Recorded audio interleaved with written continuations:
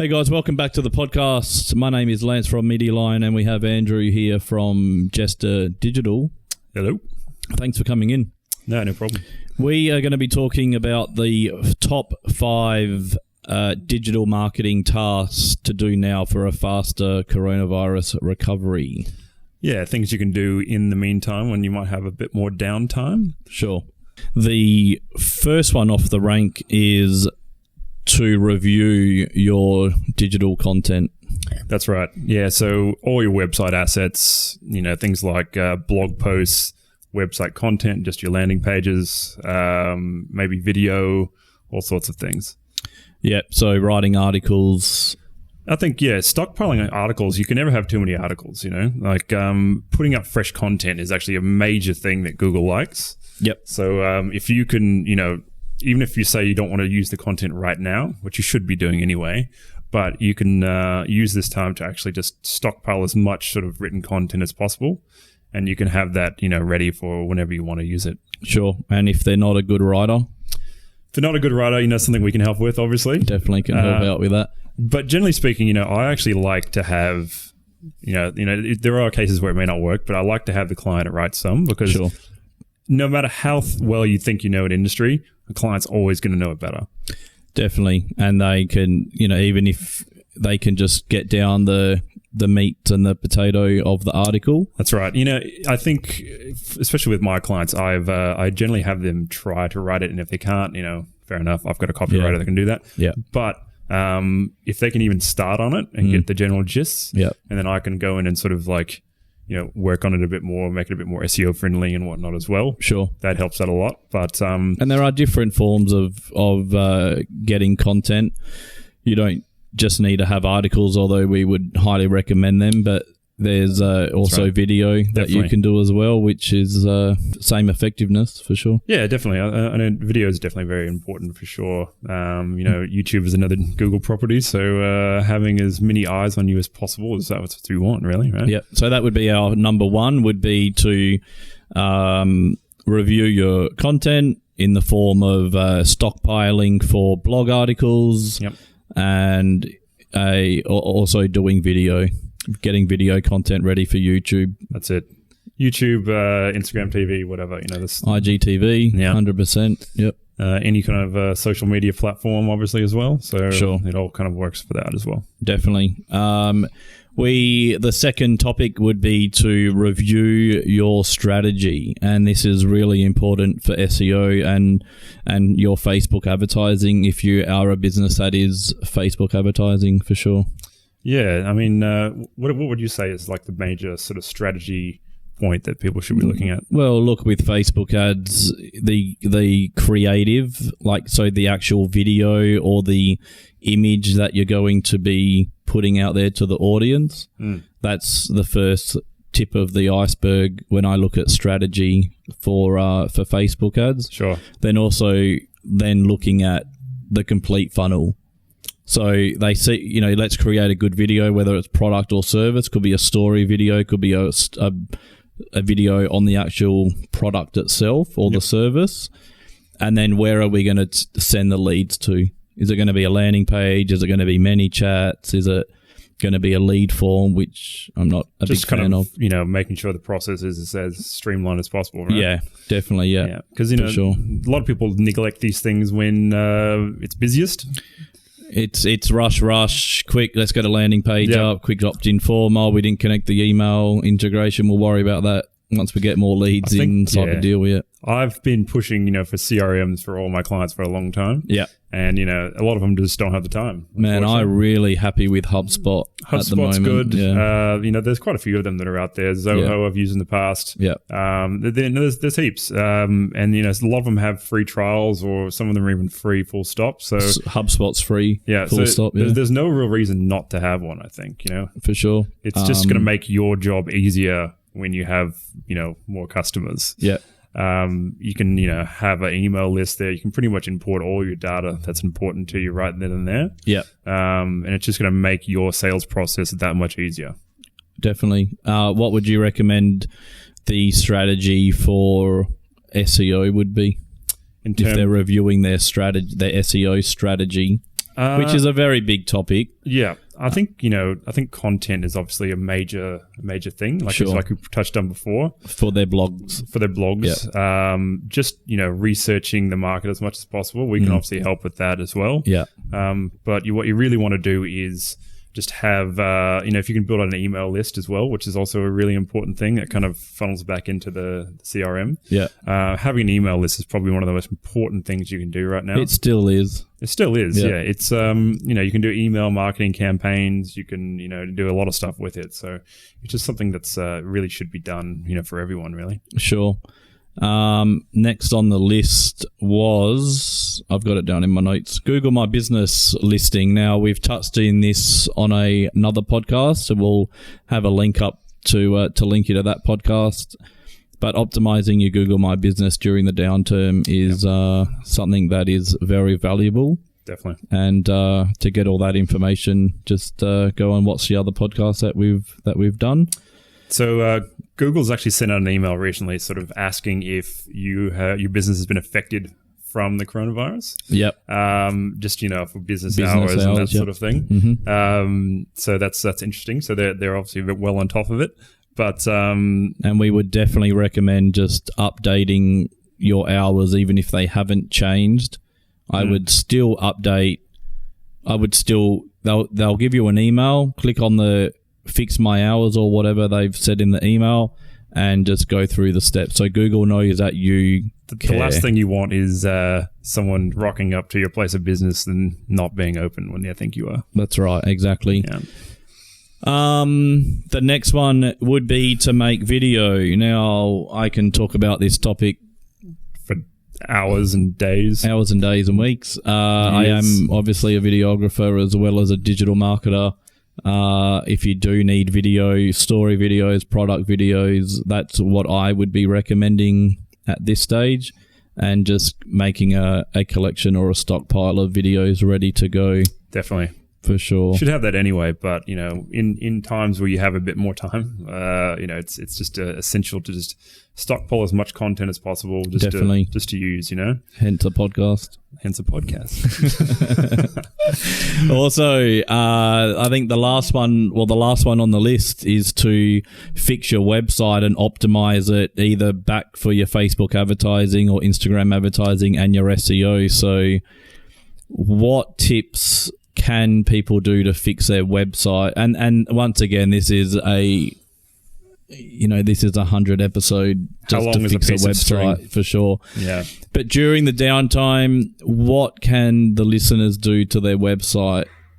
A lot of people I've found with websites that come to me is that they have quite literally zero content. And I guess this comes back to content creation. So actual writing on the page, but also, images as well. Yeah. You've got a lot of people that have websites that's just full of stock photography. Sure. And, look, that works in short term, but I think people really want to see a real site with real photos. Yeah. And if you can get that, that's going to give your business a massive leg up. Yeah.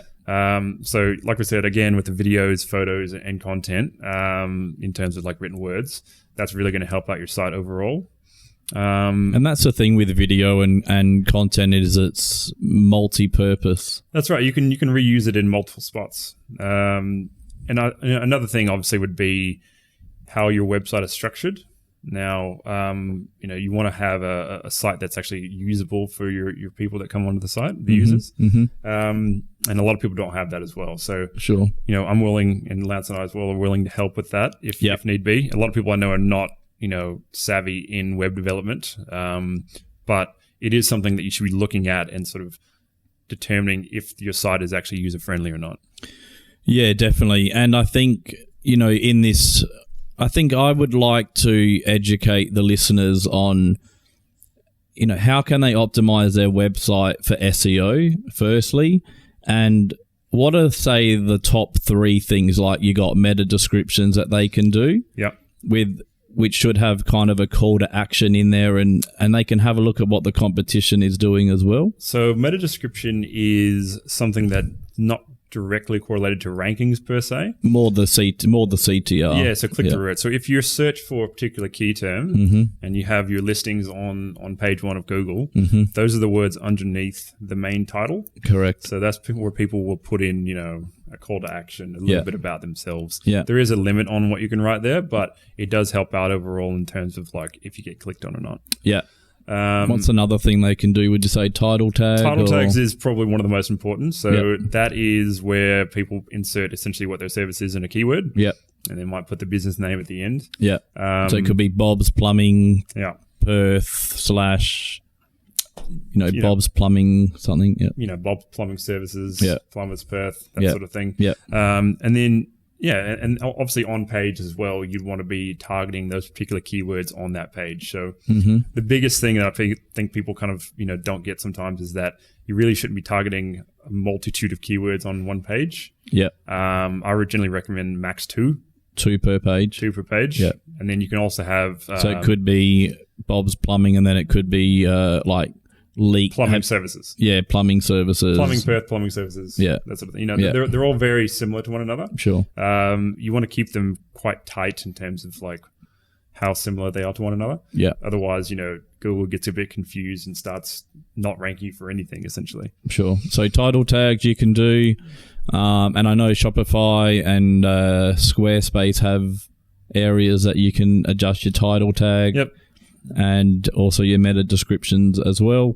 Definitely. And what would be the next thing that they can start going through? Would you say H1, H2? So the actual content on page, the content. So basically, when you're writing content, you want to write it for the users, but you also need to write it for Google. Right. So there's a bit of a you have to kind of balance this, obviously. Yeah, it needs to be an organic. That's right. So I would generally write it for users, but with Google intentions in mind as well, obviously. So I'd say probably like 60% user, 40% Google, simply because you need to rank to get leads, obviously. But you also it needs to make sense. Yeah. It needs to actually sell the product that you're actually selling. So if you don't have that, people are going to land on this very optimized page and just be like, what the hell is this? Yeah, definitely. So there's a definite fine line there. And, that's why I think enlisting a copywriter that's actually skilled in this is actually quite important. Yeah, which we have on board. So we definitely have on board locally based copywriter. Yep. So I think, it's definitely a thing you really need to look at for sure. Sure. Yep. I guess another thing that they could do is to go back through all the images on the website, like you said, and get some organic or, not stock images. Yep. And then also making those titles of the images put a keyword in there or a description. Yes. So on the image, you can actually do alt text, which should only be describing what is actually happening in the photo. Sure. But on the title, you can actually put in a couple keywords and whatnot as well. Yeah, because the alt text is for the impairment. That's right. Vision impaired people. Yeah. So if you haven't done an image search on Google, so you type in a keyword and then you go to images, those are actually getting pulled from the keywords that are put on in the alt text. Yeah. No, actually on the title. On the title, and the actual photo name, what it was called originally. Yeah. So it does have merit. So if but you don't need to change the file name of the photo that you upload. You can. It actually helps to do that as well. So it's best practice is to change the file name and also the title as well. And the title once it's uploaded. Because Google can actually read both on your website. I'm sure they can. They can do anything they want. Google knows all, mate. Google knows where Andrew is sitting right now. I think they do. I see that I have a brightly coloured shirt on. And that as well. We've got a wire party. I'm going to remarketing campaign for this similar shirt later on. We've got our last party to go to. Yeah. Oh, well, you know what? Everyone needs a bit of positivity in their life right now. Well, that's right. This is my party shirt. Brighten up the day. That's it. Brighten up the culture. So, no, I mean, I think those are some pretty good tips. Title tags, meta descriptions. I would definitely be going through all of your images on the website and changing the alt text and the building out title. Some of your own images and content for sure. Yeah, and can we touch on the H1 and H2s, because there are people out there who have built their website on Squarespace. They've seen, they've seen the spot for a H1 or H2, but they don't necessarily know what to do with it. So think about sort of writing an essay. Sure. So you have titles, right? Yep. Titles and then subtitles? Yep. Think of it like that on your website. Okay. So an H1 is your primary title. What is the actual page or essay about? Yep. So in Bob's Plumbing, it could be repairs, or it could be kitchen or bathroom. You want something to do with plumbing itself. Plumbing. So especially if it depends on what the page is for. Sure. Is the page about plumbing, or is it about a subcategory? Sure. Or another service that he does? Yeah. So you basically want to have your most important aspect on your H1, and then H2 and H3 can kind of be subcategories of that. Okay. So we call them like LSI keywords and that sort of thing. Okay. Closely related, but also something that has to do with that page. Okay. So if it is a plumber, and are you talking about the home page or the inner page? All the pages need H1s to H3s. Okay. Or so even more sometimes. On the home page, if you're a plumber, what would be the H1 tag that you would do, for example? Well, it depends. We're talking about plumbing? Just plumbing, yeah. He's a plumber, does, plumbing generally, you repairs. need to do a bit of keyword research, but Sure. if you want to essentially have something related to plumbing in Perth. Yeah, so plumber, definitely. Yeah, that's right. So you can even put an in between plumber and Perth. You don't have to have just plumber Perth. Again, you want it to kind of look okay as well, but also it needs to be read for Google. So there's another balancing act there. Okay, and H2, what would you do for a H2? Again, that kind of, you need to sort of do. You do got to do the research. You got to do the research on it. So it really depends on each individual client, and then you can sort of look and see if there's anything particular that they do that's different. But you want it to be closely related, but also Yeah, so it could just be like plumbing repairs or. That's right. Something plumbing repairs. Just another keyword. Yeah. But it's another service. That's right. Yeah, but not any more than 2. Yeah. So closely related but different. Sure. Yeah. Makes sense. If you need any help with your SEO or doing your title tags or your meta descriptions or what you should do with your H1s, I think these are just really good housekeeping things that your website should have to be in the right order. We're more than welcome to get on a call or gives you some free advice. So definitely. You can reach out to us at medialion.com.au or jesterdigital.com.au, and we're more than happy to help out, especially in these times. And yeah, I think with Facebook, we're going to do that in another podcast. Yeah, definitely. We were going to run out of time today, but we can do the Facebook tasks to do while they're wearing the downtime on another one. Yeah, that's it. Yep, and also the messaging for those ads as well, right? There's a lot to cover on Facebook, and you've got the creative, the ad copy, the sales funnel, headlines, offers. I'll leave people on this. I think there is there's opportunity in everything. I think that just because. So you're running seminars, you could do them digitally now at the moment. That may not be possible. You may not have thought of that a month ago, but it's not all doom and gloom. There are sort of ways to sort of pivot your offering just towards the current situation. Definitely. And look, also while the downtime is here, if you are a business owner in the Perth area and you want to come on the podcast and talk a strategy, whether it's SEO or Facebook or Instagram or combined, that's what me and Andrew specialize in. Andrew is more into the SEO side of things. I'm more into the video and the Facebook advertising. But we are both digital marketers and have a very good understanding of all advertising on social media and obviously Google. So if you're a business and you're wanting some help, we're more than happy for you to come in. We'll set you up with a mic and some headphones and we can talk strategy. We'll grill you. For your business. Yeah, you can grill us and we'll grill you. And to just be a friendly chat and more just how we can help you. And then obviously your questions, is probably what most of the business owners are going to be asking anyway during this time. So if you are a business and you want some help, we can book in a time, come and do a podcast for sure. Definitely. Is there anything else you wanted to touch on? I think that's about it for today. That's about it. Yeah. So just to recap, we had reviewing your content, stockpiling, we had review strategy, and we had your Google My Business, which we'll put a link up to the other podcast, and we had stockpiling video. Yep. And then the last assets in general. Assets in general, yep, just creating assets, more digital assets, and then your website, giving your website some love.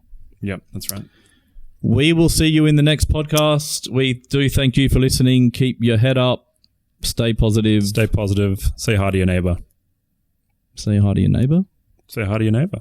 Just don't sneeze or cough when you say it. Yeah, well, that's a given. Thank you very much, and we'll see you in the next podcast. Thanks.